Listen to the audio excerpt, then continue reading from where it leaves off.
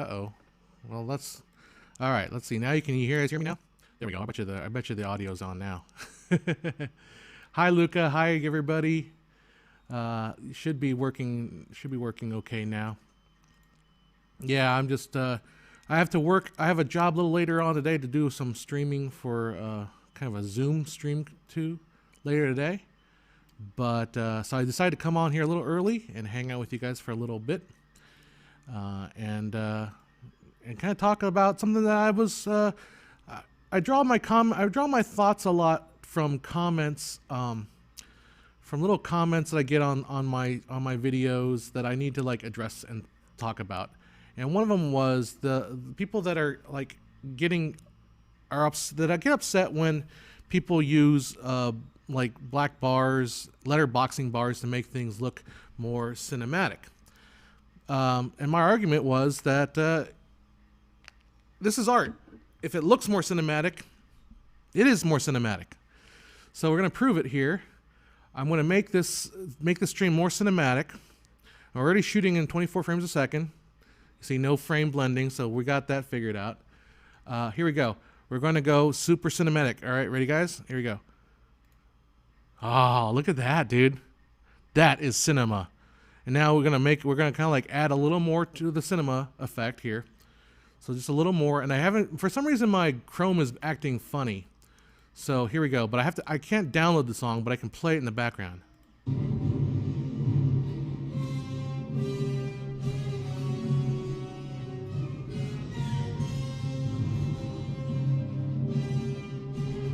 Is that cinematic enough for you?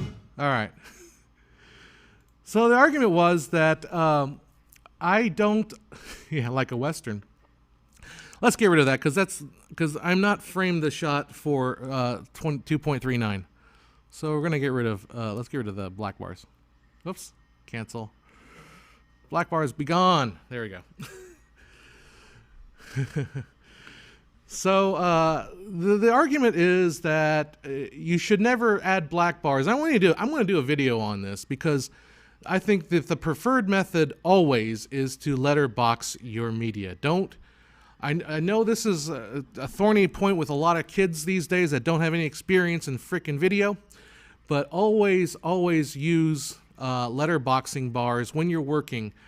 I would say it's an always. It's my preference is to use the letterboxing bars when you're working in a program. Now, if you export it into the true aspect ratio without the letterbox bars, and if it's for the web, knock yourself out. It's not going to hurt anything. But from my background working in video, working with television, sending signals out to televisions which are expecting a certain kind of aspect ratio, 16:9, the letterboxing just eliminates all confusion. You can choose whatever aspect ratio you want, and you have something that works on every single screen it touches because it's all broadcast standard. Everything's uniform. But a lot of people are really upset. Like, don't ever use letterboxing bars because it's not true. Well, you should default to using them. But anyhow, the question really comes to the comment was like saying you should not use letterbox bars because it defeats the purpose of widescreen. But the thing is, the purpose of widescreen is not necessarily it's not defeated really. If you frame a shot recording on your 16:9 camera, if you frame it so that you do in fact are framed properly for 2.39, then then you're using it properly. If you shoot and you frame your shot with this in mind, that you're going to be cropping the top and the bottom, that's fine. It's called shooting flat. It's been done forever. People shooting film that way. That's in the old days they would use mat boxes mats on the film gauge to create whatever aspect ratio you want. Now the argument would be, well, you're losing resolution. So what? People are watching it at home. If they're watching on TV, they're watching a 16:9 TV. They're not going to get more resolution if you shot it anamorphic and stretched it out. It's going to all end up in the same resolution anyway. And then once you get to like 4K, I mean, so what? You lose a little resolution, big deal. I mean, it's 4K. 4K is so much resolution already, and then you go into 8K, and then it's like, well, so what? You lose a little resolution, big deal. But the difference between shooting anamorphic and shooting flat is going to be the quality of the image. It's going to be the way the light focuses. It's going to be the way depth of field is affected by the anamorphic. We did a video on why anamorphic bokeh are oval. So you're gonna have that quality difference. But if you shoot flat, it's nothing wrong with doing that. So anyhow, that was my spiel on that, because I tend to have a very contrarian viewpoint on things. If it's popular culture, I usually take the opposite view of what popular culture thinks of something, or even if a popular smart culture, like people that are anti aspect ratio letterboxing, it's like they get so emotional about it, and I'm like, if it doesn't describe reality, then I can't get behind it.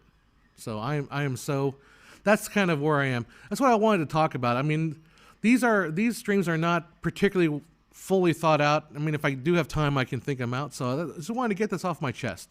This idea that, okay, going back, and so when I was thinking about driving to get some rabbit food earlier today for my bunnies, I was thinking about how we get really stuck up on this idea that there is an underlying reality underneath what we present in film. Like film, you should treat film or treat visual medium, story, whatever I'm presenting to you is the thing. Like if I shoot a movie and I frame a shot a certain way and you don't see what's outside the frame, then it doesn't matter what's outside the frame. It doesn't exist, right? So if I present to you a film that is letterboxed, it doesn't matter what the reality. It doesn't matter that there's something above this letterbox or below it. This is the reality I'm presenting you. And coming to terms with that is a huge step. And I'm going to relate that to another topic, which I'm going to talk about. I'm probably going to redo a revisit video about depth of field. Like, depth of field is the one thing that is hard to accept. But once you accept it, it's a zen. It's like, I get it. I totally get it.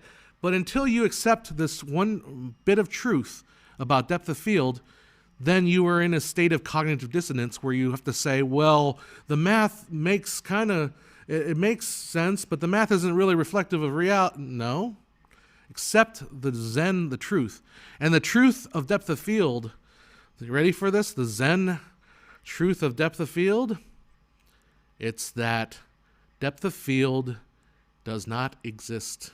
Depth of field is perception. Once you accept that, oh boy, everything just opens up and it makes sense. Your depth of field is based on how well you perceive the image. So there is no depth of field.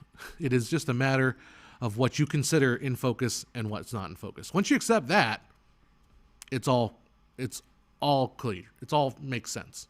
Everything makes sense. But I want to do like a video. I've touched the topic 5 times. I've tried. First time I thought I did a really good job. I still get people complaining like, "Oh, well, you didn't do it right," and they're arguing. Well, no, of course they're arguing the wrong thing. I've touched on it like 5 other times. I want to do like a zen, like a no math. Just we're going to talk about depth of field in a perceptual way, and we're going to breathe. We're going to do the downward dog. I don't know how to do a downward dog. Anyhow. So yeah, that is what I want to talk about. I do want to hang out for a little bit, answer some questions, and do some talking. So if you did throw some stuff in chat and I didn't see it, we'll come back in here.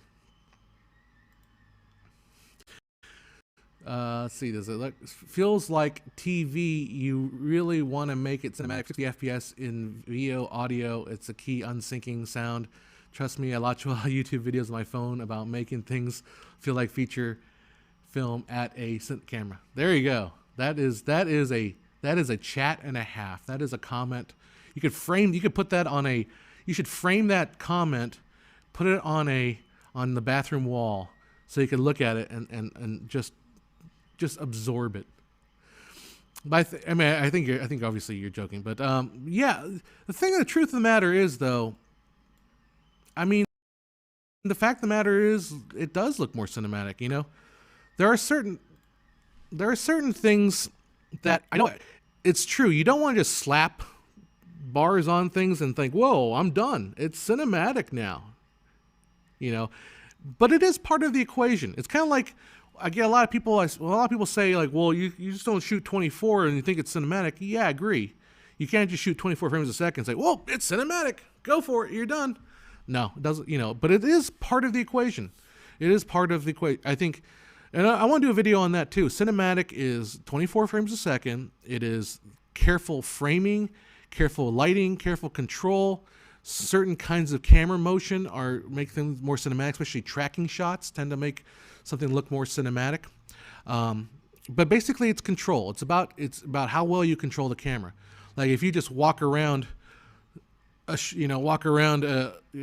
you're shooting a selfie video, that's not cinematic. It doesn't matter how much you dress it up; it never will be. Now, I want to do a talk about cinematic, and then the other question too is, what do you mean by cinematic? Like, pick a decade.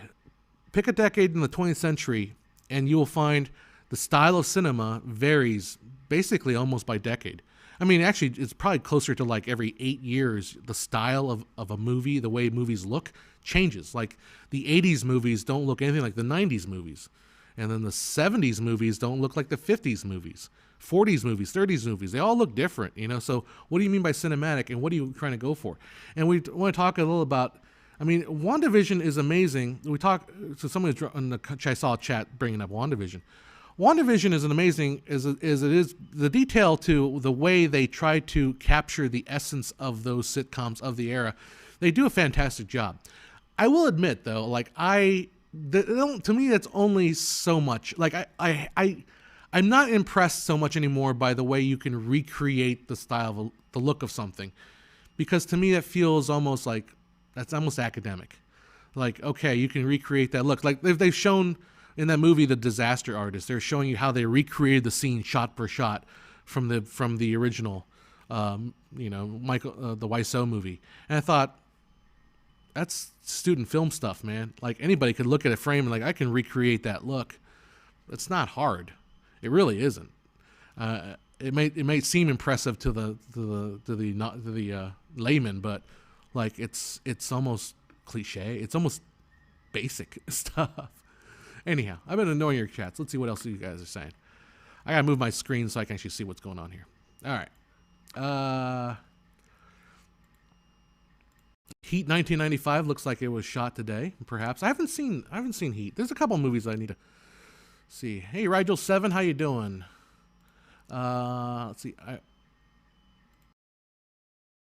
I wish I could automatically hide all these YouTube videos that promote cinematic videos and such tutorials. My thing's going nuts again, isn't it?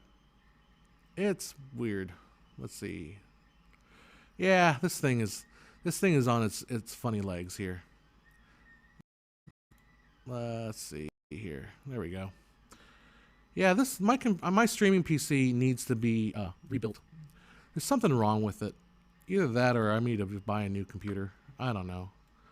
I mean, it's working, it's streaming, but it's like certain things about it, it's just like maybe it just needs to be rebooted or rebeated.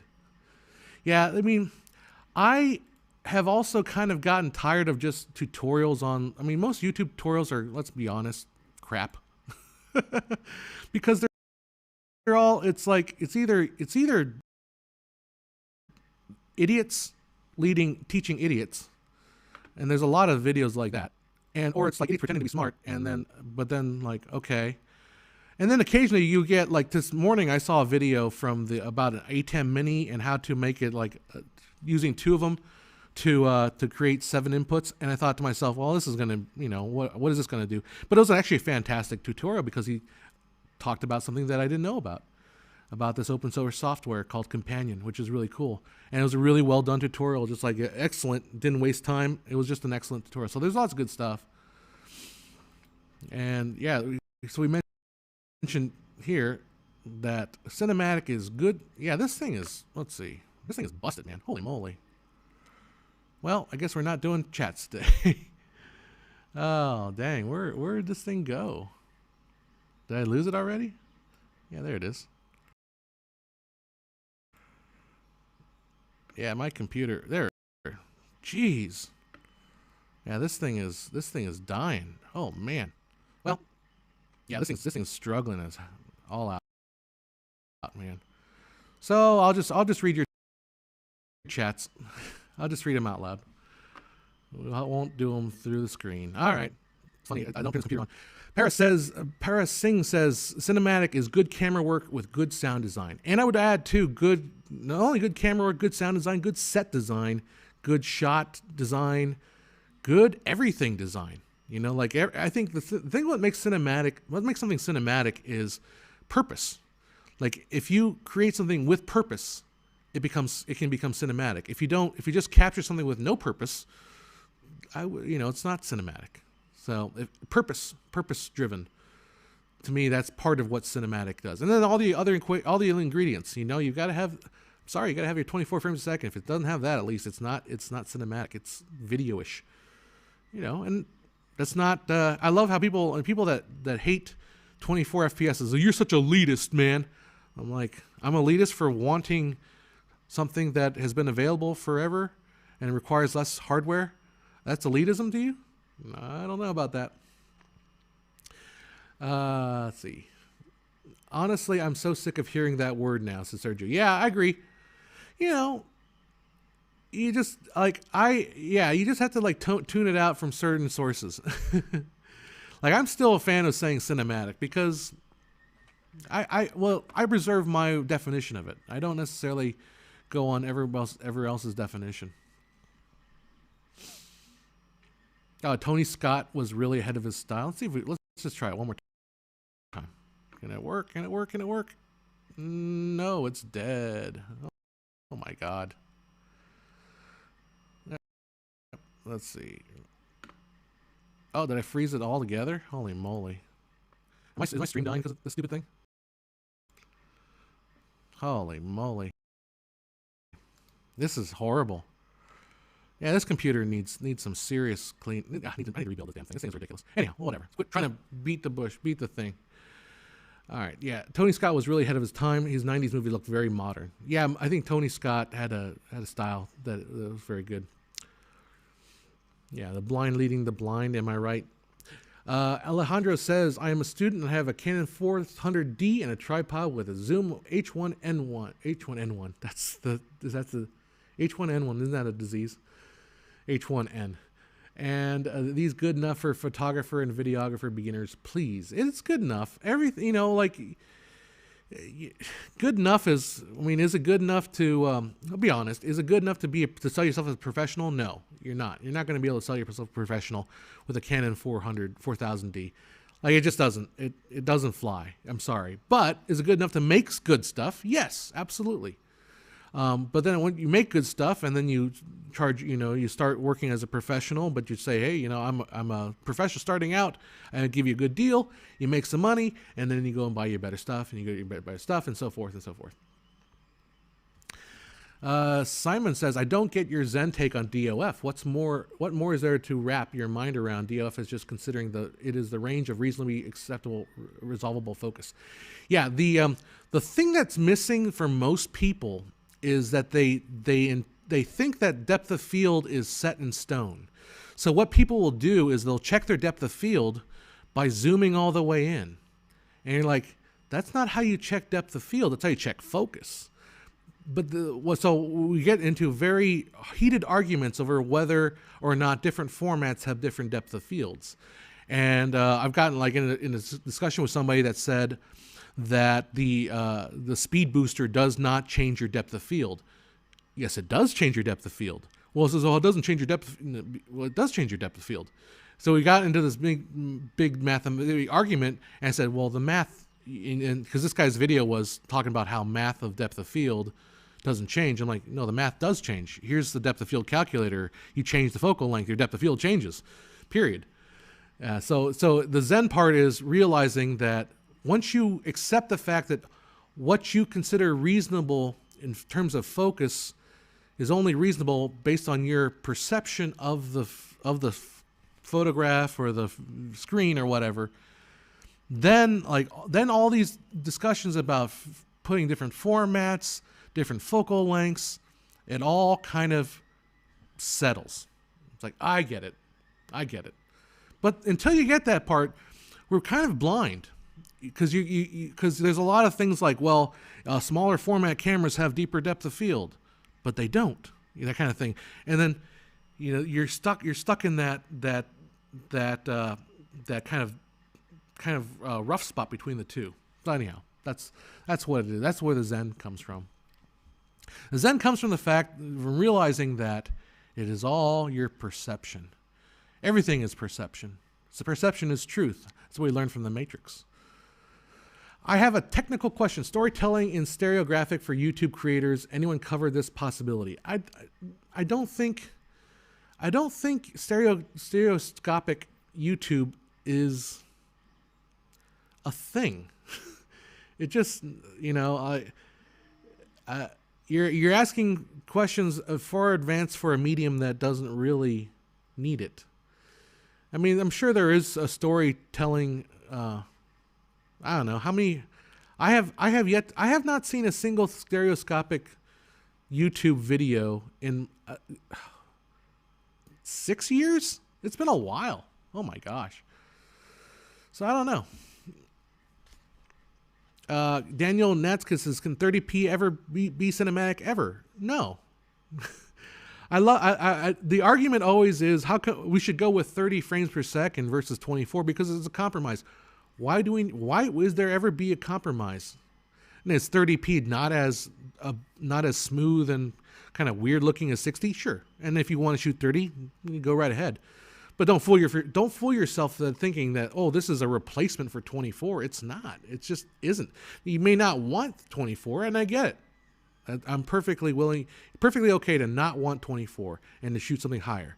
And 30 is maybe a good alternative if you don't want 60, but 30 looks good, but it's not 24, and it never will be. It's like, why? It's like saying, well, I know you wanted a red shirt, but this shirt's blue.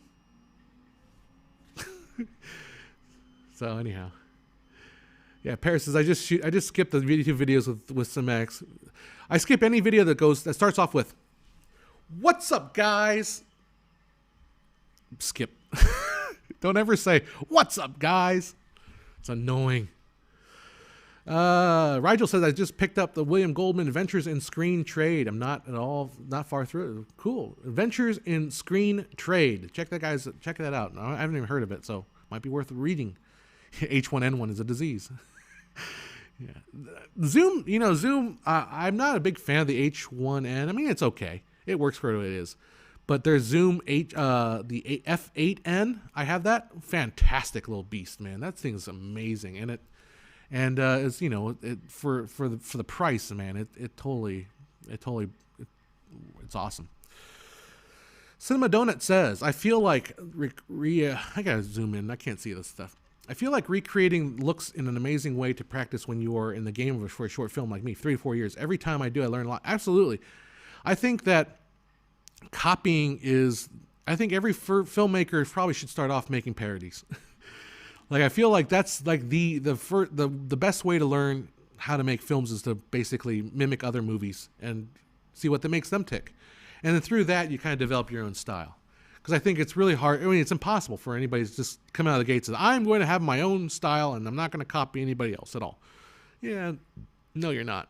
Or it's going to be very boring.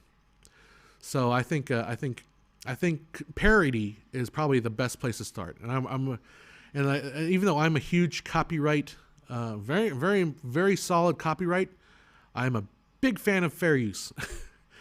As you can tell from this channel is basically built on fair use, because fair use is definitely a thing. Just don't steal, make copies, or make your own version. Not copy, make your own version.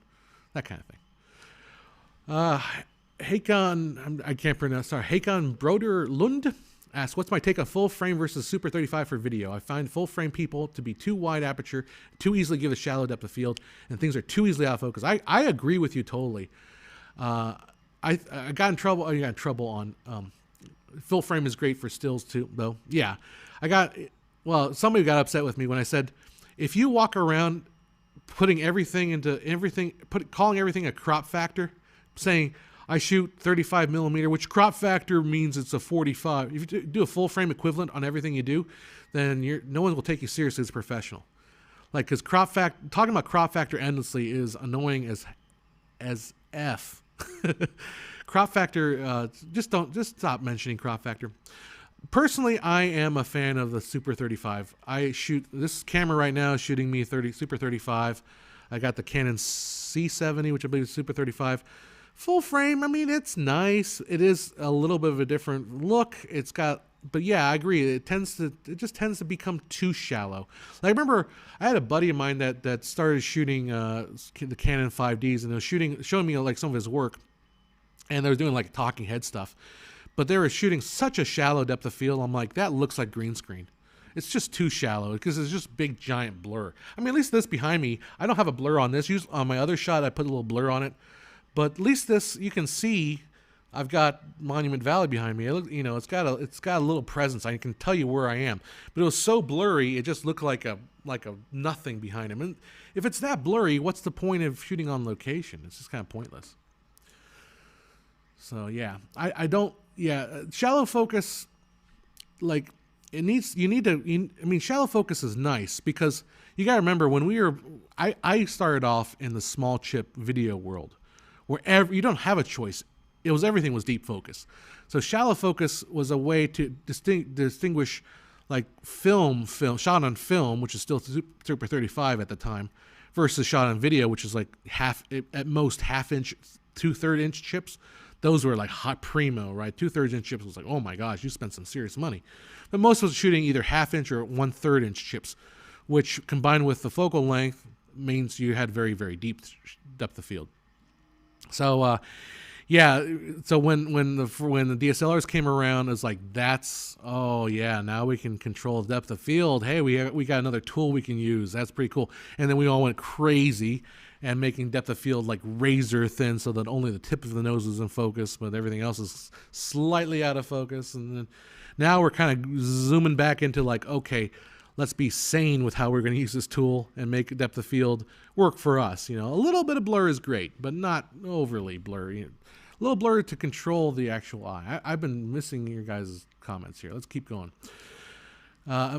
Artisan Falma says, imagine watching a movie where everything in the scene is in focus regardless of the separate distances. Well, if we want to mathematically say that that's not possible. Only one thing is in focus. Everything is within reason. But yeah, I take your point. Like Citizen Kane is a great example of deep focus. Lots of deep focus in that movie. So there's a lot of places where deep focus are useful. A lot of places where, but it's all about control. What do you want to show? Daniel says never. Oh, I clicked on it by accident. I shouldn't have done that. Now we're in computer hell. There we go. I wonder if my computer is showing me in 1080 and 4K again. Let me double check here. No, I'm in 1080. The last time it was 1080 was a problem. I was projecting 4K into my little monitor over there, but now it's not. So, cancel. Daniel says, follow up, I never replaced 24. I'm just saying, fascinating with 30. It's been used in cinema before. It really hasn't been used. I mean, it's used in Todd AO in a couple places. Oklahoma, I believe, was shot in 30. But I think that's it. Like, even the example has been like Public Enemies. If you go back and look at it, the Public Enemies is shot in 24. They just use a 360 shutter so they get that really smooth look. But 30 is not really used at all in cinema. I mean, you're going to find one or two examples. Oh my God, people are calling me. Oh, well, I'll call them back. Probably spam. Yeah, Kent says, I agree with that. What's up, guys? I agree that videos start with what's up, guys, or did I miss? Yeah, what's up, guys? I just hate that intro. And I'm sure you're gonna like, well, John Hess is making fun. No, I'm not making fun of, like, maybe like Peter McKinnon started doing it. And I have nothing against Peter McKinnon, but then everybody copies it, and then it becomes really annoying. So anyhow. Here we go. Can VR be used as a narrative medium? Is it possible that video games can do better than films? See, the mistake of saying that is this is Ren Parker by saying that. The mistake of that is the idea that VR, that there needs to be a ranking. Like when I was a kid, I was a video gamer like everyone else in my age was. We played Nintendo or whatever. But I would play Nintendo and I would get sick of playing Nintendo, and then I would watch a movie, put on VHS and watch a movie. And I get sick of watching a movie, and then I'd go back and play Nintendo. So there's different mediums. So I wouldn't rank like, video games are better at storytelling than movies. Books are better at storytelling than video games. It's like, no, they're just different mediums. So is VR can VR be a narrative medium? I absolutely for sure think it can be. It's obvious that it will be. It's just a matter of time that we develop, different strategies, different ways of interacting with the medium. The mistake, though, is to think that VR and cinema share language. They don't really share language. Even though they're both visual, it's just a completely different medium, completely different rule sets, completely different way of conveying a story. So,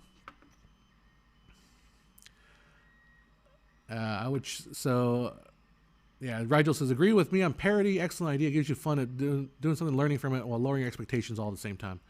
Yeah, parody and parody, but parody also like when I was a kid, that's how I started. I was making videos, little ads for my high school's academic decathlon team, and I would parody certain movies. I parodied like Titanic. So I got a sense to play around with the whole Titanic mystique. Played around with the way the shot design was looking. Played around with the music. So you get a little foot up into the door without being like having to recreate the whole thing. So you're getting a sense of what everything is. Anyhow, can you? There you go. Can you explain why I feel physically sick when I have to watch content on TVs with motion smoothing on? I think part of that. So if we got I've been meaning to do a video on it. I haven't found a whole lot more information on this yet, but when you watch content on a TV or when you watch movies, there's something called ocular micro tremors, which this is a theory developed by the guy that was working on Xbox. I forget his name, but he had a blog and he had this theory about ocular micro tremors. The eye jiggles in a very specific frequencies. It's around 80 hertz. And the actual cells jiggle back and forth. And his notion of that is by doing that, you're super sampling the information coming in the eye because you're getting a view of an object from slightly different positions. So if you have a line, your cell will say, something's dark, something's bright, up. So as it jiggles, it can realize, that's an edge that I have to worry about. That's like the edge of a branch. I don't want that hitting me in the face. So it's doing that around 80 hertz. Now, if you have footage that is less than half of that frequency, and his number was so half of 80 is 40. If your frame rate is less than 40, as it jiggles, it's receiving essentially the same information. So it thinks, what I'm looking at is not real. It's kind of fake. It's not really, really there. So you can kind of relax. If you're over that halfway mark, then it's getting two different sets of information as it jiggles. And so your brain is like, is that real? So I think when you're seeing high frame rate and things are moving very quickly, it triggers a certain response in your brain, like, oh shoot, that's more real. That's a theory.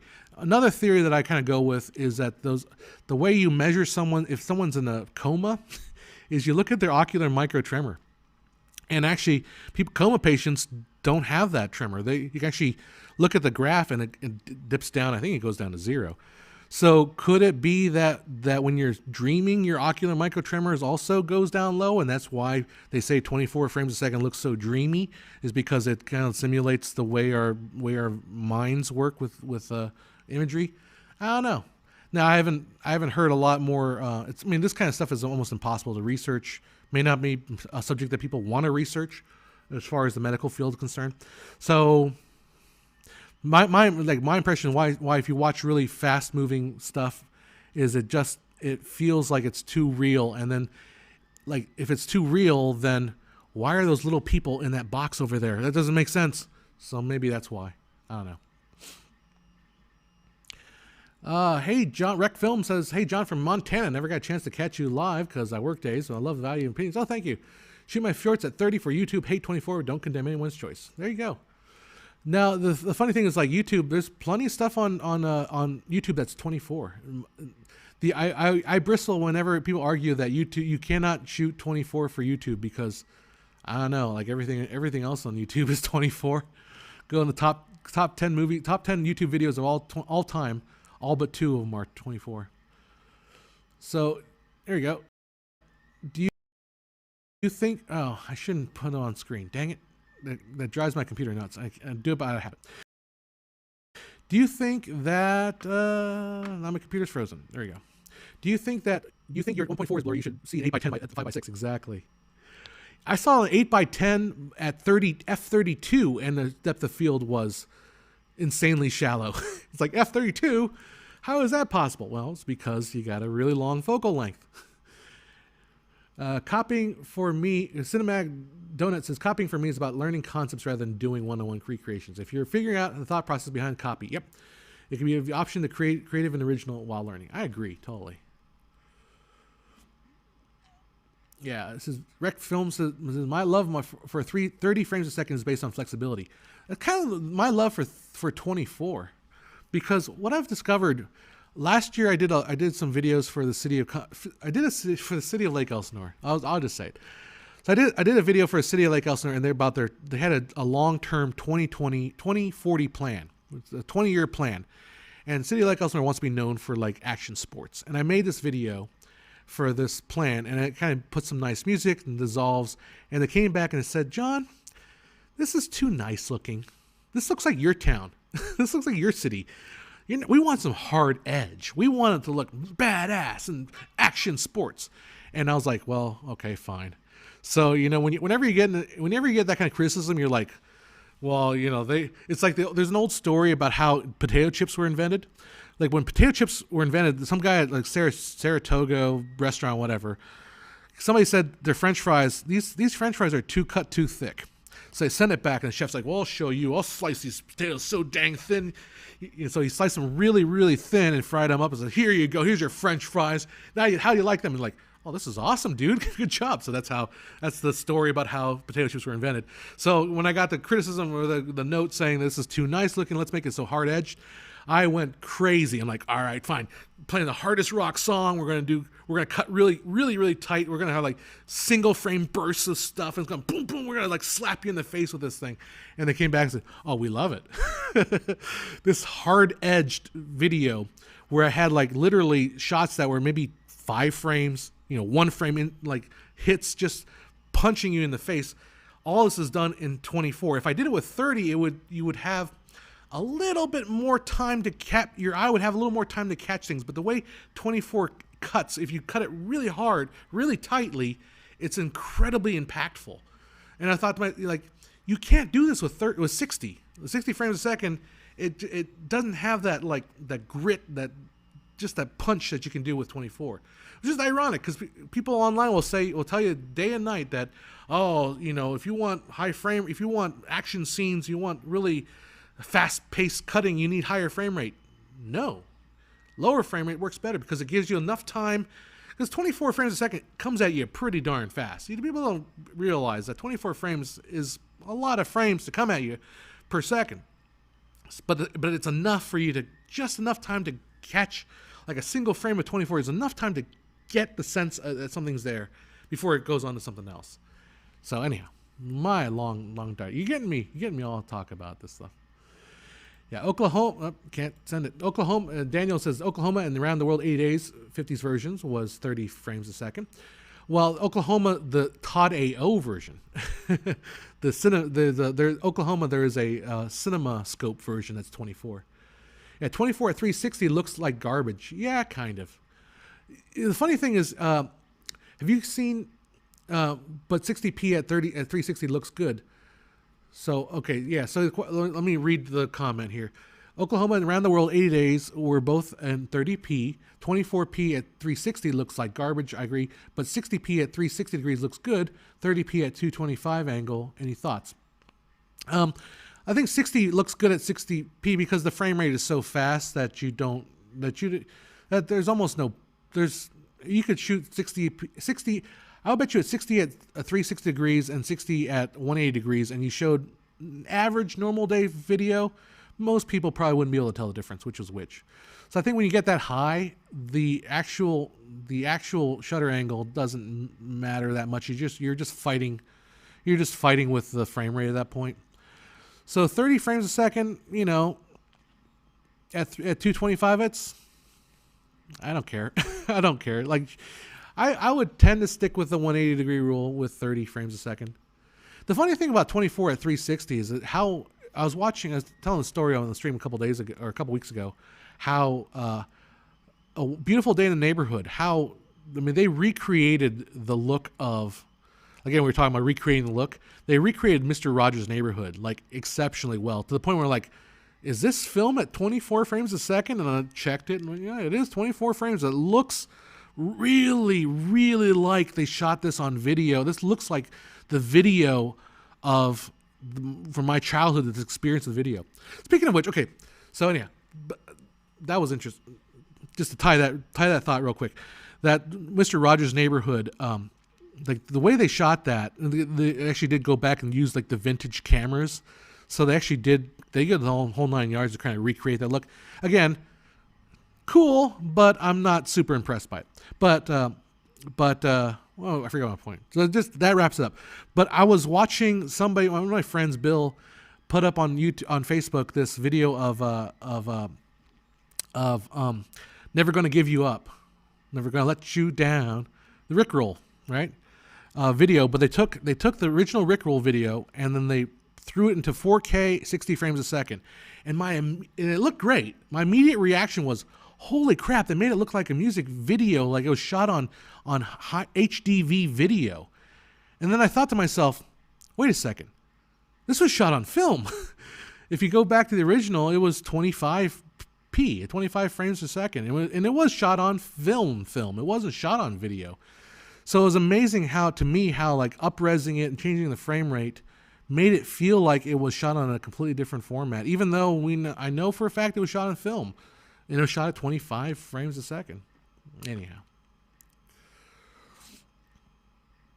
Yeah, so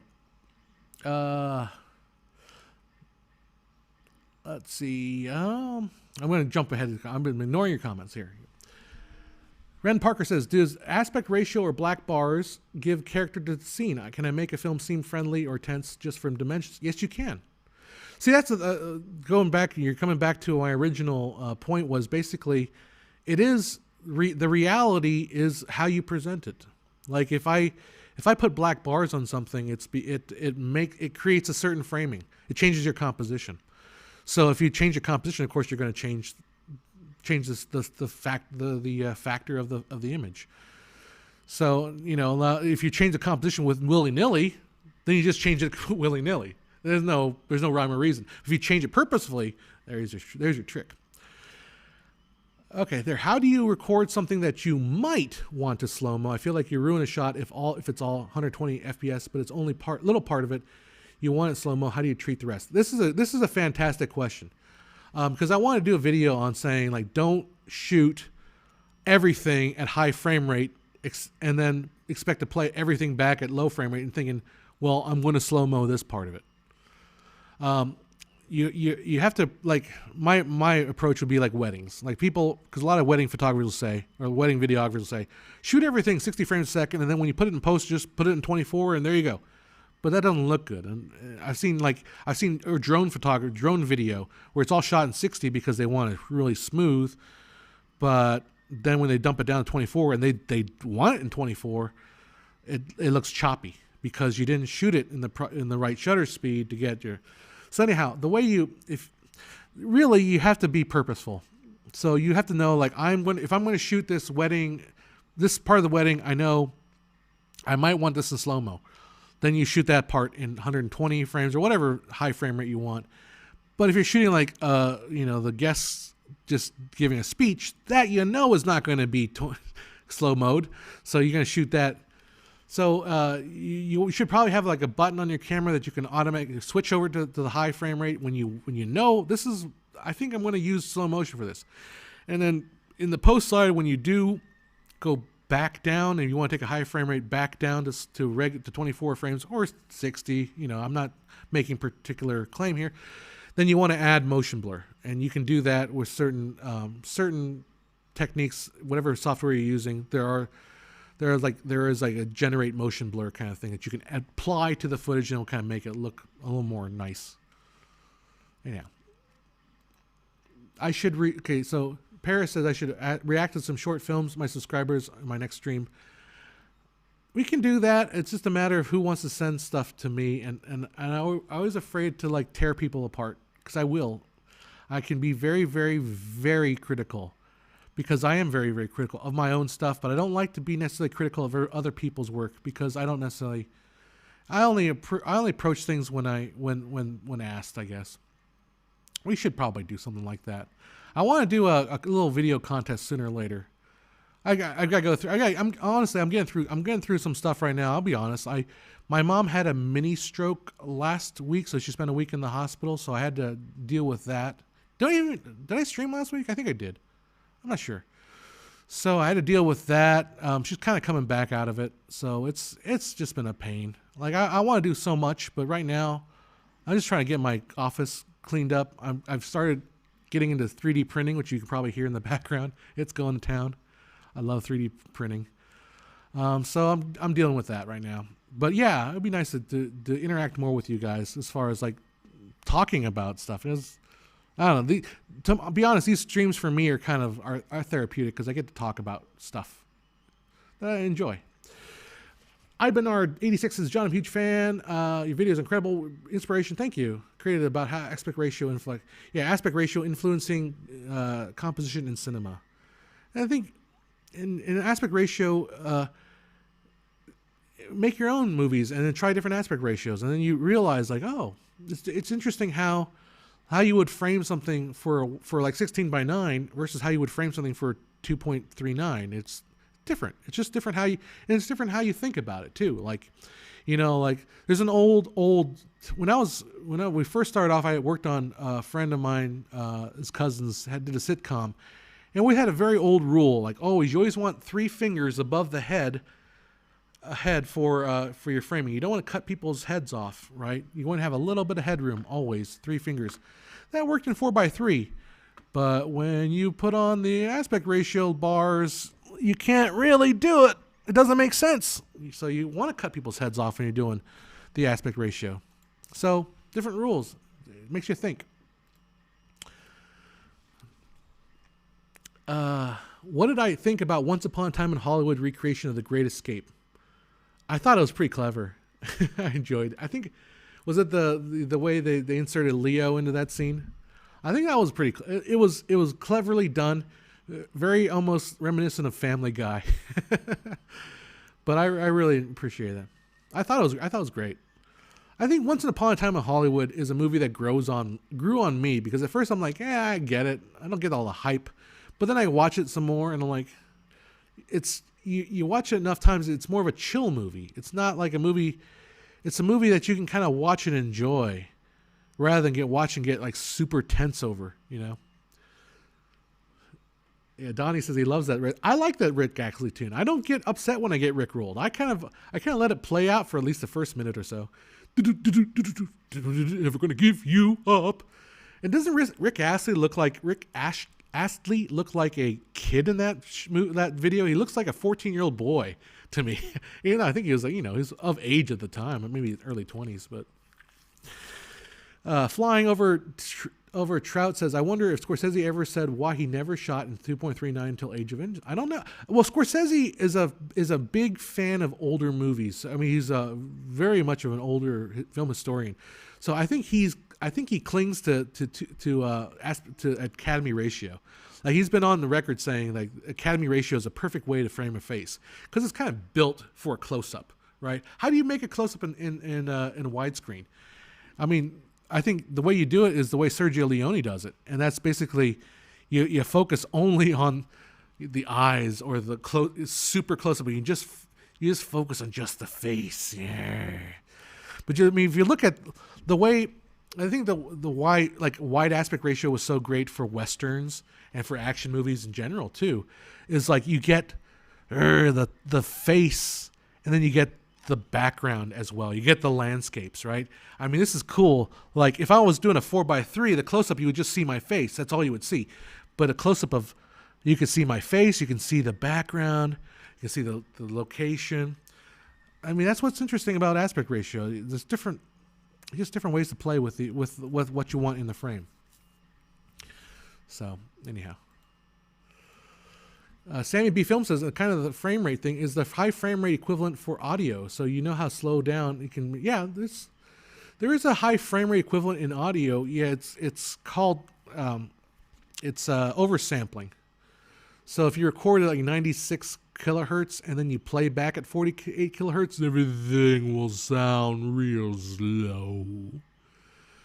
So there's that. You know, I in my video I did encourage people to record at 96 kilohertz.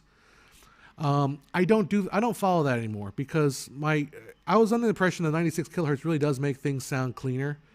I think that's because I was recording on stuff that just sounded cleaner. I started recording back at 48 kilohertz and like I don't hear a difference. So I ended up going back to just recording it at 48 kilohertz because that's good enough. Alrighty. Yeah, I hope my mom gets well. Well, you know, she has dementia, so it's hard. Like I don't know how much better she will get, but just really more about keeping her comfortable. Why do studios upload trailers with letterboxing instead of proper aspect ratio? That's a great question, B. Winsky. So here's the reason. Because you don't know what, you never know what your device is playing. You never know what the aspect ratio of the device you're playing. So we have broadcast standards. And that means that if you make a television set, you know it's going to adhere to a certain broadcast standard. If I make like most TVs, the vast majority, 99% of the new TVs being made today are 16:9. Just there's no question about it. There are 2.39 TVs, but the thing is, most TVs are adhere to, and broadcast standards are 16:9. Broadcast HD 16:9. Everything is standardized at 16:9. Now, if you release like a trailer at 2.39 and it doesn't fit, well, a lot of these TVs might be like, well, what do I do with this signal? Some TVs are. A lot more TVs nowadays are smart enough to know, okay, put some letterbox bars, display it properly. But not all TVs are smart enough to do that. In fact, I remember I watched a movie, I watched a documentary, and it was highly annoying. It was shot at 2.39, or it was recorded at it delivered to the streaming service at 2.39, but the streaming service was not smart enough to realize, oh, I need to put bars on this thing. So I watched the whole thing just stretched. So that's why trailers are delivered in the letterbox. It's because there are broadcast standards, and you want to adhere to the broadcast standard as much as you can. Now, I'll agree. You know, if you're delivering to YouTube, and okay, you want YouTube to be to 2.39, you don't want letterboxing bars. Okay, that's fine, but that's because you're just sending it to YouTube. But if you're sending it, you know, if you have to send it to YouTube, you have to send it to Vimeo, you have to send it to ABC, you have to send it to all the cable companies, all the networks and all that, it needs to be letterboxed. It needs to be 16:9. So that's why. Hey, Daniel Saldivar, how you doing? Welcome to the stream. So what's up from San Antone? Nice. You guys warmed up? Are you guys warmer over there now? Hopefully. I know you guys got a little cold snap there. Sorry about that. Yeah. Yeah, you guys with your ultra-wide monitors, you guys think you're better than all of us. Ilan Harivan says, the Academy ratio highlights that feeling of nostalgia and focus on the characters. The wide scale gives a sense of immersion, scale of what's going on in the scene. Each has its own advantages. That's exactly true. And a good frog in here, black bars are not okay. Well, people get really emotional about the black bar thing, and like, I don't think you know what you're talking about. I think black bars are I think necessary because I think most of us need them. Well, not most of us. Yeah, 95% of all TVs out there will need them. There you go. Suppose Sam Raimi shot Spider-Man at 1.85 to emphasize vertical space webbing, but did 2.39 because he couldn't frame Doc Ock's arms properly without it. You can. We were talking about like there is an annoying thing about like watching a little bit of, if you watch some of Michael Bay's, I think the last Transformer movie, maybe Michael Bay didn't direct it, where they're constantly switching aspect ratios, is like boom between one or the other. It's like it kind of becomes distracting. We have, a wide shot, then black bars, then back and forth. It gets kind of annoying. I know The Expanse did a little bit of that. It took me a while to realize they were doing that. They would certain things they would shot with the scope, and certain things were not scope. Anamorphic scope on top of that. So, and then shots like in studio were not anamorphic scope. So, but then again, it kind of lends itself. Okay, so now we're in this scene, it's scope. Now we're in this scene, it's not scope. So, doing it between scenes is a little more okay, I think. Yeah, and Chief Jobo says, yeah, YouTube just can display weird aspect ratios properly in letterbox when needed. Yeah, that's the thing. When you have TVs and you have like sites like YouTube that will handle it for you, that's fine.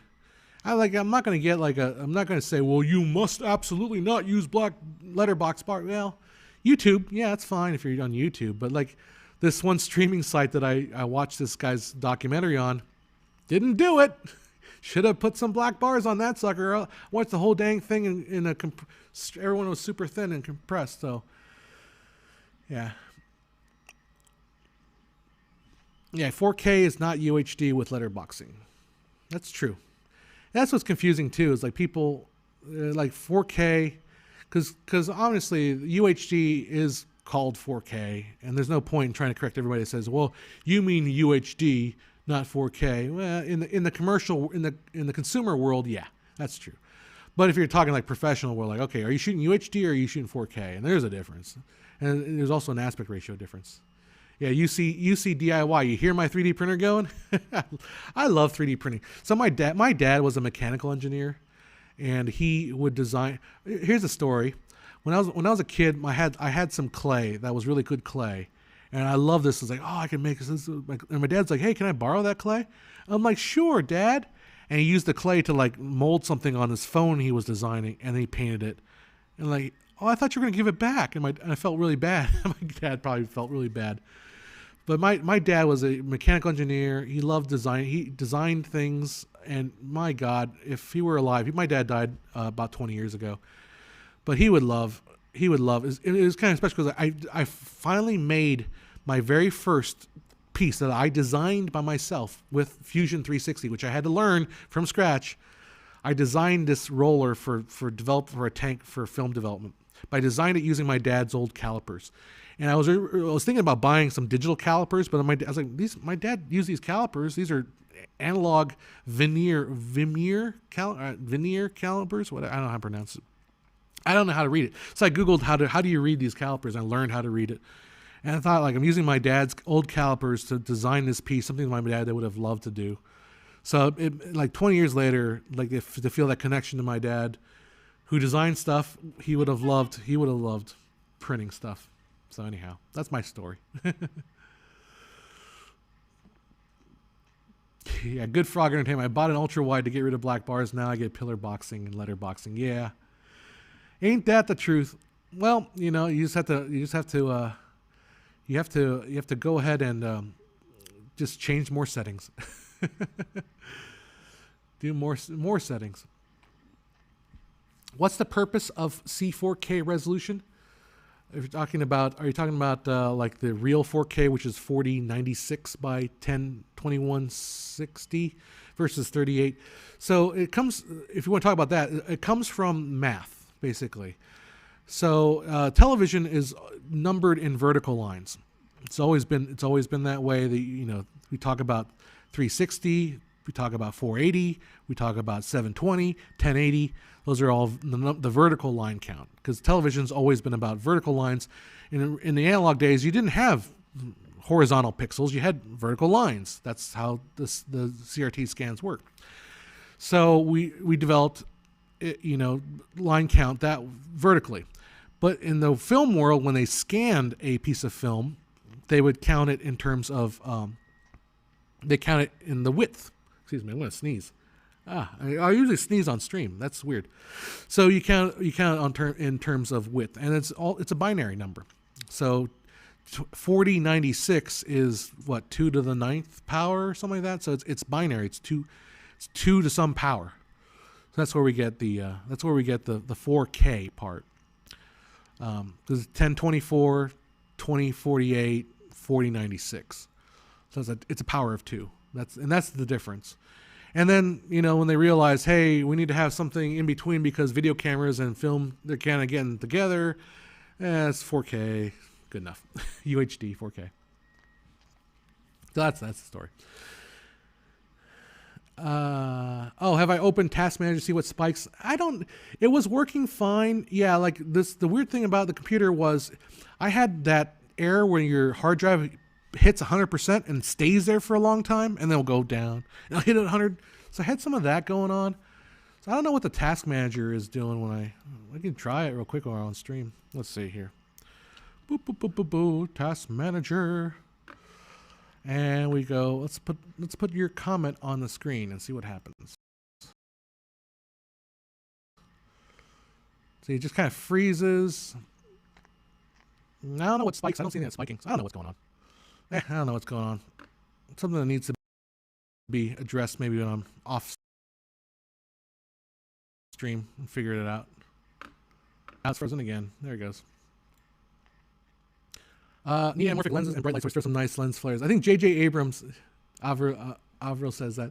J.J. Abrams kind of took that criticism to heart. He's like, oh, shoot, you mean I do that all the time? Okay, I won't do it so much. It's annoying when companies call 1440p monitors for 2K. What is 1440? But what is 1440 wide? I think 1440, isn't that closer to 2K? It's like 2.5K, right? So technically, 1440p is closer to 2K. Technically, I mean it works. But I remember I was having a long debate on Reddit over 1440. Because somebody was saying like he delivers all his videos in 1440. I'm like, don't do that, dude. Either deliver 4K. If you're going to shoot 4K, shoot 4K. If you're delivering 1440, because no camera shoots 1440. Like either deliver 4K because you shot 4K, or deliver 1080p because you shot 1080p. If you go into 1440, it's just this weird multiple. It's a 0.5 multiple. Either way you're going, 0.5 or 0.75. That's weird. 2.89. How the West has won. There you go. Cinerama, man. Why are letterbox bars always even top or bottom? Wish the bottom bar was larger if subtitles are turned on. That's actually a great point. I think, yeah, that's a good point. I think maybe because, I guess maybe tradition. In the old days, there's something called overscan, which meant that when you're watching a video on your old CRT TV, the very, very edges of the screen would get cut off, and you'd have a little bit over. So there's something called, title safe. So if you put your bars you put your video at the very top, you'd maybe cut off the top of it. I don't know. I think it's more tradition. But you're a good point. I mean, if you do like video for Facebook and all that, or you're doing vertical video, oftentimes you'll offset the video higher than, you won't put the video right in the middle for a vertical video or square video. You'll put it a little bit higher and then put the text underneath it. So there's stuff like that. Oh, thank you, Nate. It's 2 to the 12th power is 4096. Projector with motorized masking is my favorite approach for black bars. Oh, there you go. That'd be kind of cool. Projector with motorized masking. Nice. Have you heard of up-and-coming director Mike Oxengren? No, I haven't been. I have not been following movie news lately, honestly. IMAX could be a good thing. Don't forget about black bar. Have you noticed too the new Justice League movie is in 4:3 aspect ratio? It blew my mind when I first saw it. I'm like, are we really going to be watching this movie in 4:3? Did Warner Brothers really put out a 4:3 version of their trailer? But no, it turns out that the movie is gonna be released in 4:3. So Justice League movie is in the same is in the same neighborhood as The Lighthouse. So all you artsy movies, all you artsy people that love their 4:3 format, there you go, Justice League, Zack Snyder cut. I'll watch it. Why not? I got nothing better to watch. Although WandaVision was pretty good.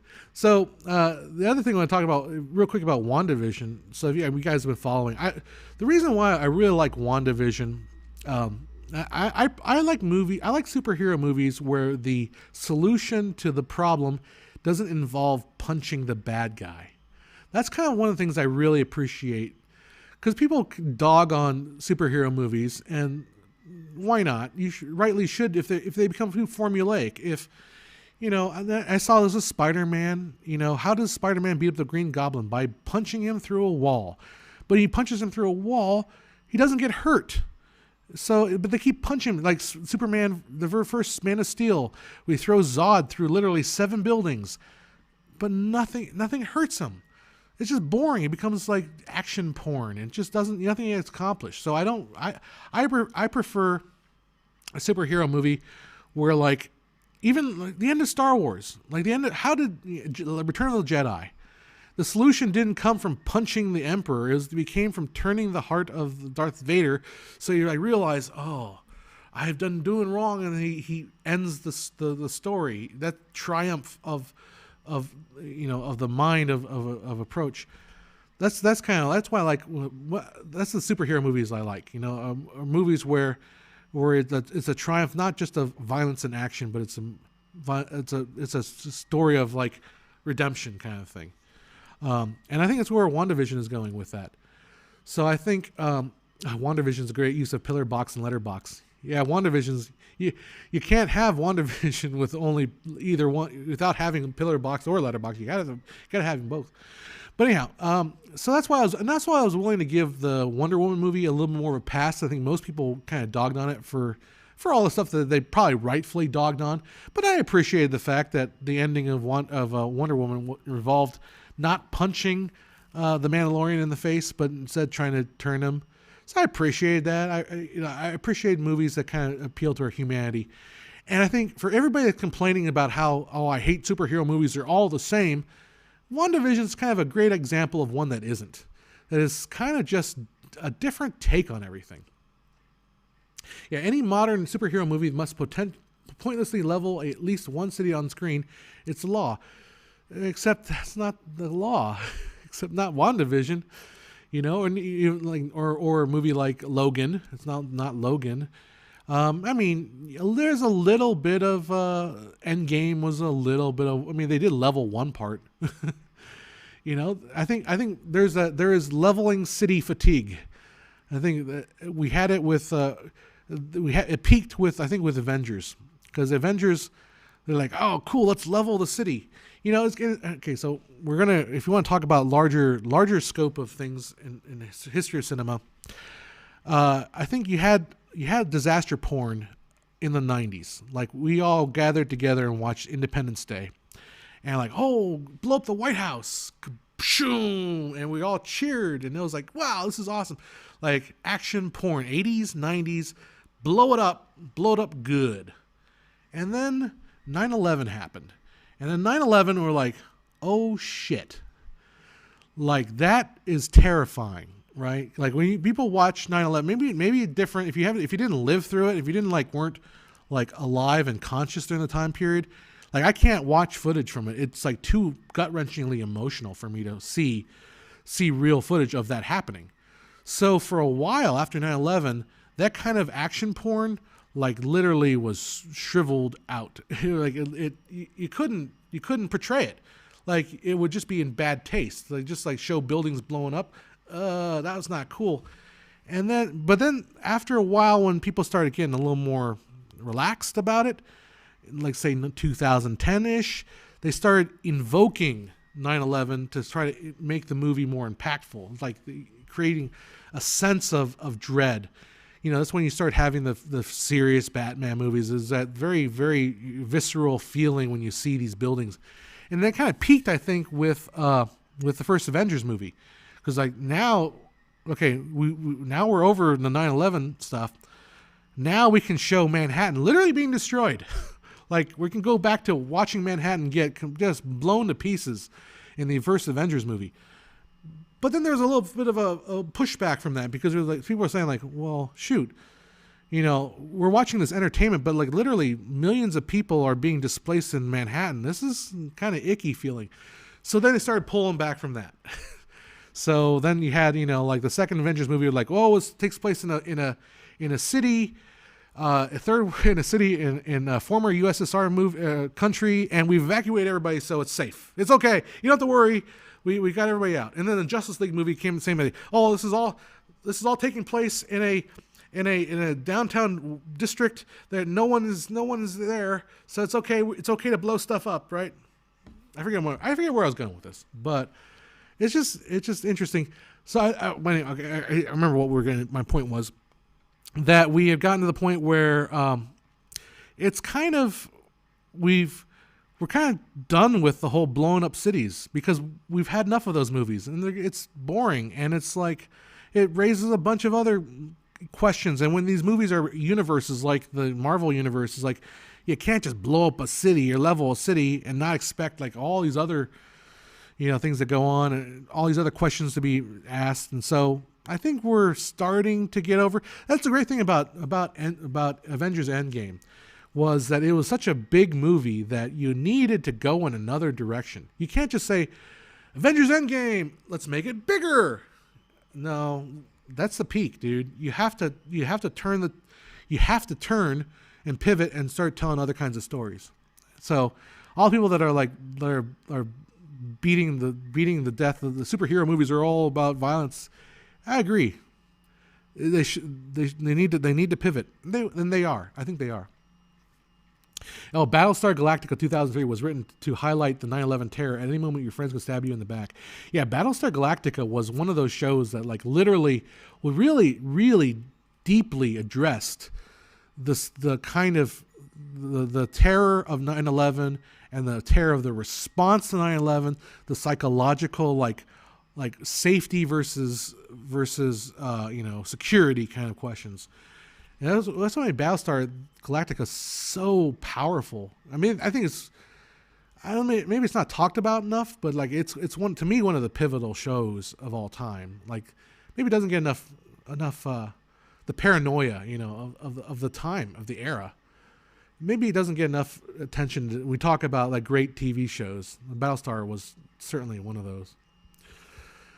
Oh yeah, the scene where Vision learns what happened to him killed the whole show for me. That was bad. Oh, the bad scene when he learns what happened. I forget what scene you're talking about. Okay, so let's talk about WandaVision real quick. Everyone loves the Agnes song at the very end. I did not like that. The Agnes song, it felt way over the top. Now, okay, I will forgive.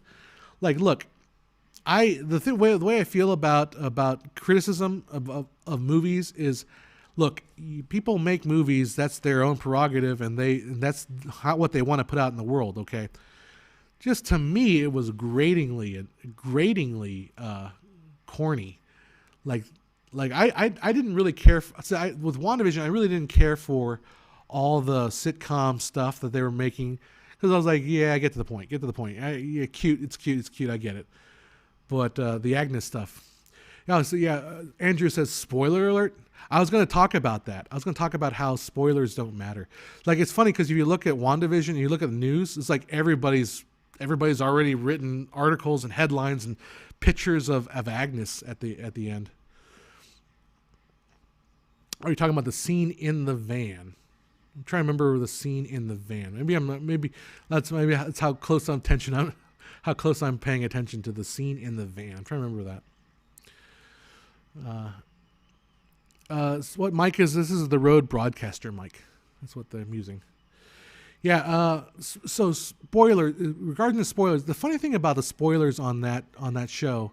So like, apparently, like the press doesn't really give a crap about Agnes Harkness. That is, it is, and there's an ending scene of the latest show. It came out last Friday. So if you're not watching, you're not watching.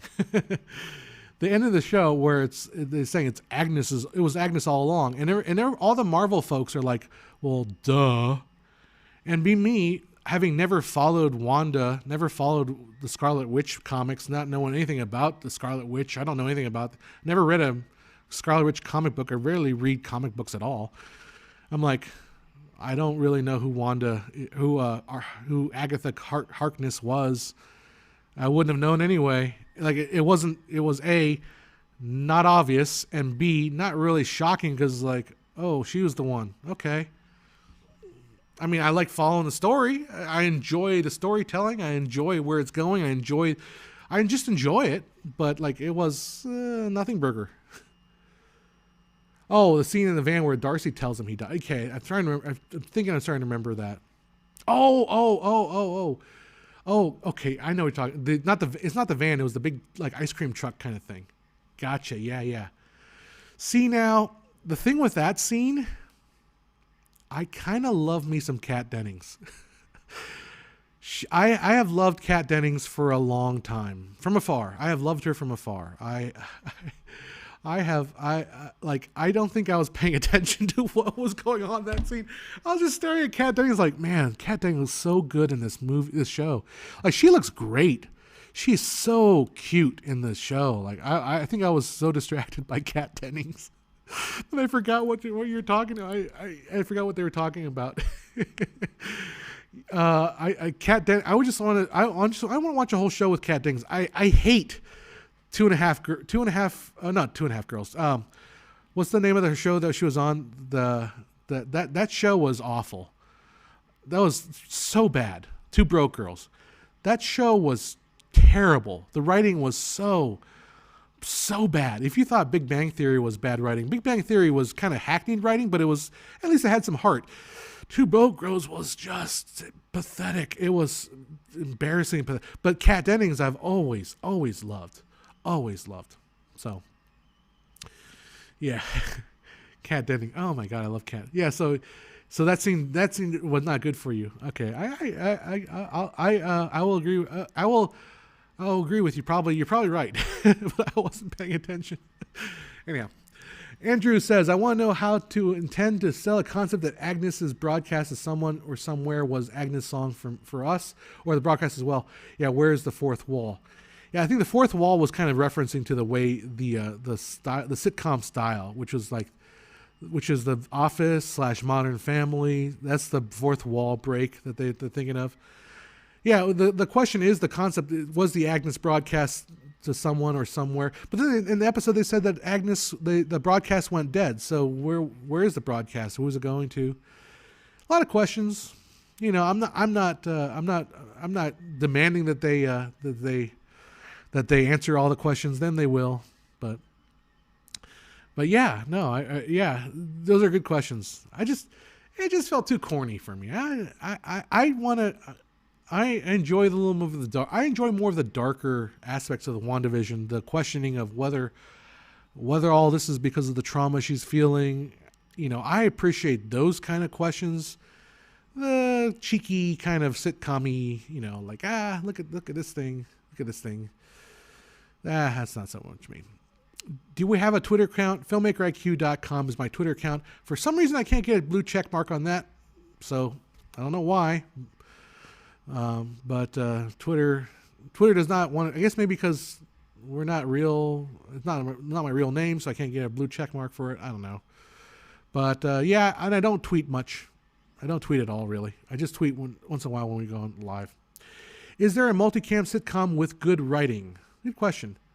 I mean, if you go back, you know, like if you go back to stuff like Sanford and Son, I love the writing on Sanford and Son. You know, if you go back to the Norman Lear stuff, if you know, back in the day, there's probably some better writing multicam shows. But yeah, I mean, more modern multicam. Like I still kind of like Big Bang Theory just because there's a warmth to it. And let's face it, I do appreciate the character that Kaylee Cuoco plays. She's just cute. I like the characters that the males play too, Leonard and Sheldon. I mean, they have a rounded character. It's a little hackneyed, but at least it's somewhat decent writing. The Two Broke Girls, it's like, come on, really? Really? I hated that show. I will watch it. Turn the sound off. Watch it for Kat Dennings alone. There you go. Moroni says, "Where are the bars?" Scroll back to the beginning. I was doing the bars earlier. These rock formations look like the ones in the show Airwolf. Do you not know where these rock formations are? It's Monument Valley in is it Utah? Or, no, not Utah. Wyoming. It's near Four Corners. That's where a lot of John Ford movies were shot. And I'm sure Airwolf probably used them too. Roseanne, there's a good example, another show. I'm never really a big fan of Roseanne. Not that I just wasn't a big fan. I was watching a podcast last night. I was watching Tim Pool. And they're saying they hated Married with Children. I'm like, man, I loved Married with Children. Married with Children was it was the most silliest, most ridiculous kind of sitcom writing. It was cartoonish almost, you know. But Married with Children was one of my, as a kid, my dad's like, I shouldn't watch that. But as we got older, kind of appreciated the humor of Married with Children. Frasier, Frasier's an example. I'm never a big fan of Frasier, but I just never got into it. But yeah, I could see the writing on that was probably, pretty smart, pretty high end.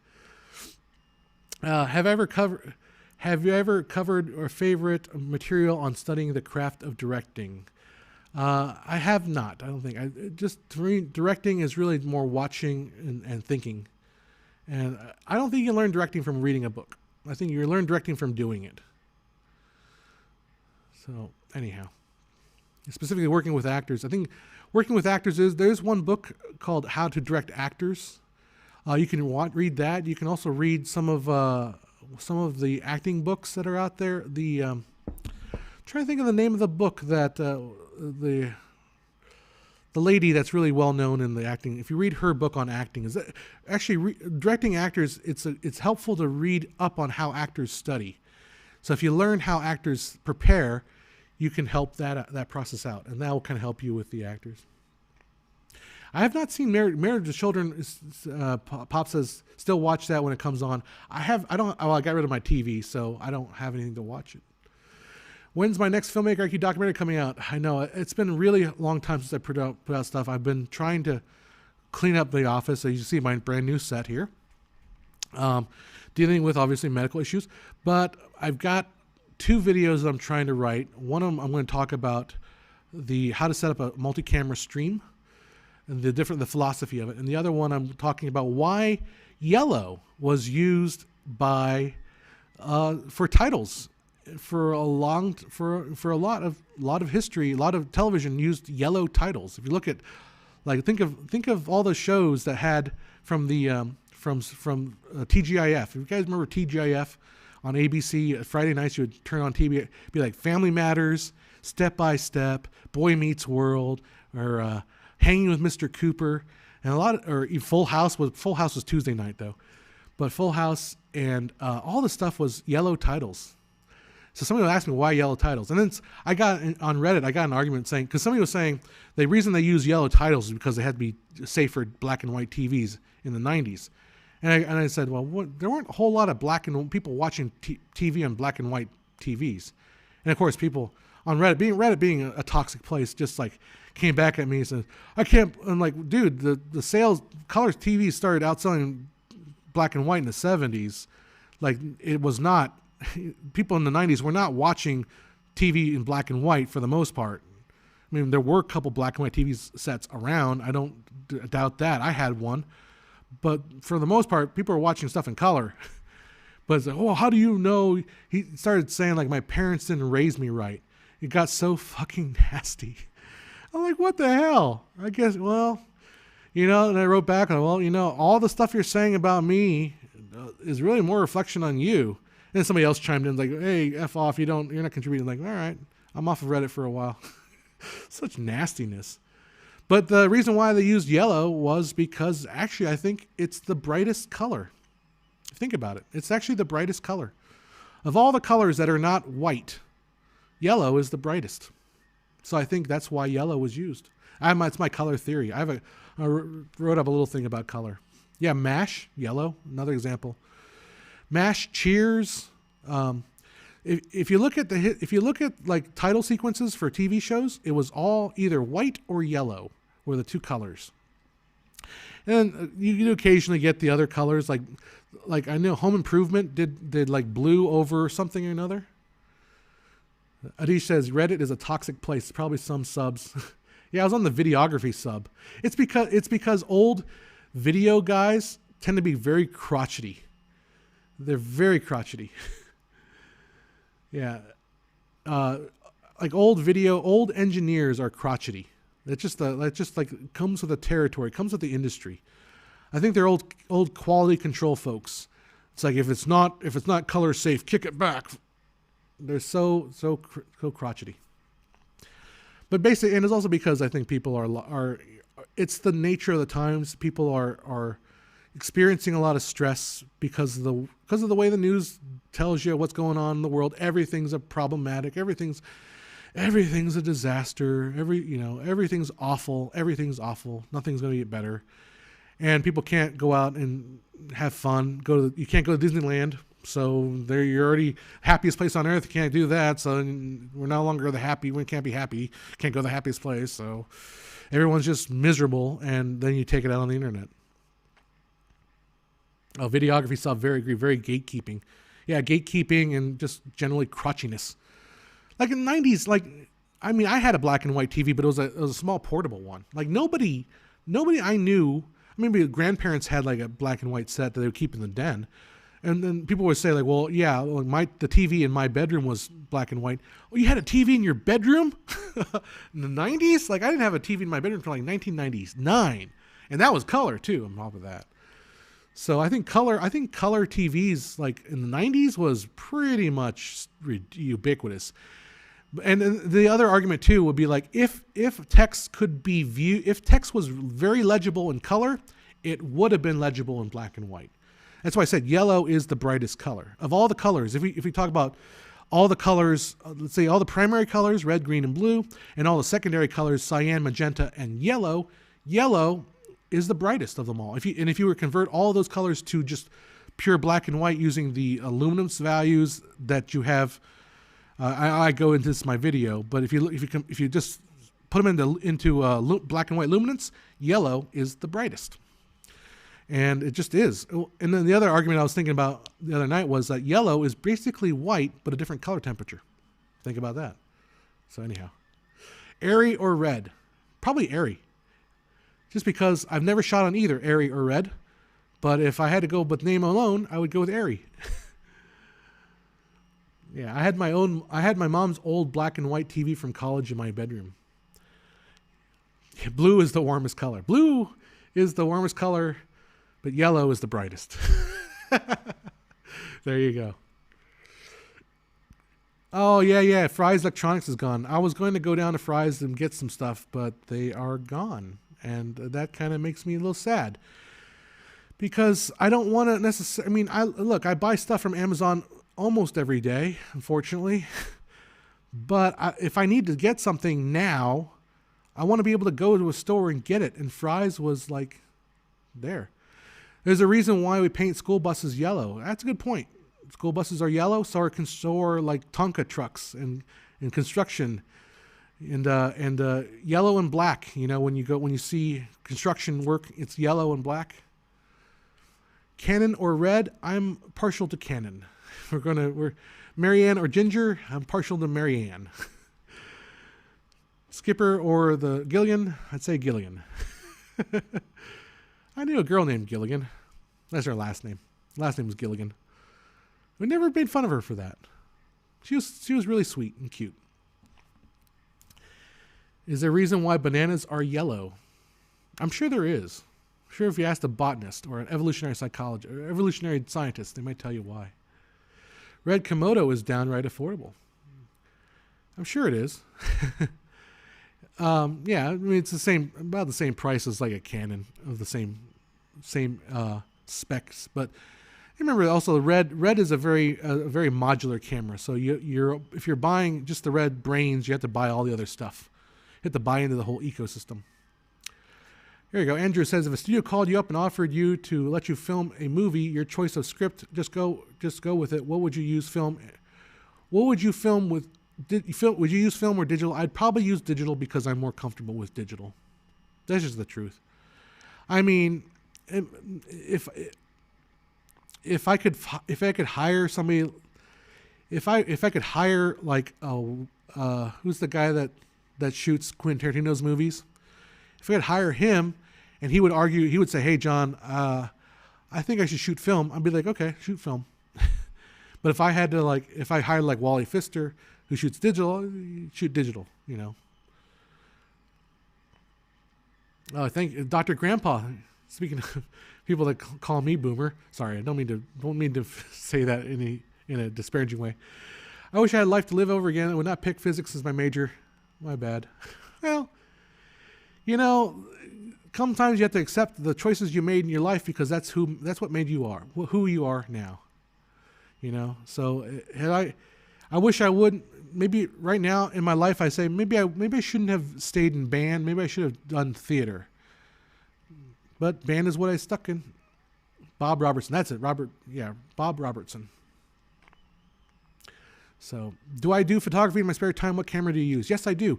I shoot with a Canon 5DS now, which I got for a really low price. That's good for doing digital stills. And then I do a Canon 5 original film if I want to shoot 35 millimeter film. I also have a Nikon. Oh, it's I think the 3 whatever, Nikon D3, I think, analog for shooting manual. That's all manual. It does have an auto exposure, and I also shoot 4x5 film with either a Toyo 4x5 or a Crown speed graphic. I shot a couple things with that. So those are my film cameras. Mian Wang says his dog just farted. Well, that is a shame. In fact, I think that's why I'll have to close off the stream because Mian Wang's dog farted. And I need to get some lunch here, and I need to do some stuff to get ready for a quick little job that I have to do later tonight. And yeah. So anyways, thanks guys for hanging out with this Wednesday stream. Hopefully you guys enjoyed our time together. We had a little bit of a pleasant little talk, and we talk about stuff. Just to answer a few more tweets here. Pops says the human eye peaks both red and green cones when seeing yellow, but according to that, but probably has to do with our sensors. It has to do with the fact that blue, our blue sensor is the least, our blue sensor, our sense of blue is the least powerful of all. So red and green green is the most powerful, and red is second most powerful. If you peak red and green, you get yellow. But you know blue, oh well, you lose blue. But anyhow, I'll get into that in my video. But yeah, you're going down the right track with that. Going down the right track. Great, love to see my photos. If you follow me on Facebook, I do post some of them, although I can't post all of them because, you know, Facebook gets upset. I do shoot some models occasionally, and the ladies get upset that I post pictures of ladies. Oh well. What should I do for a living? I don't know. What you should for a living? For a living, maybe? I do this. I do motion picture. All kinds. Yeah, gotta go. All right, well, I'm gonna go get some lunch. I don't know what I'm gonna eat yet. We get pizza for dinner. I know that for sure, because Wednesday's pizza special at the Stadium Pizza, which I love. So yeah, we will see you guys. I'll put some music on. We can go off on some music here. There we go. Let's see. There we go. All right, guys. We will check you guys out next week. Hopefully, we'll have a video sometime next week, maybe. And I will see you guys next time. Filmmaker IQ. Talk to you later, guys.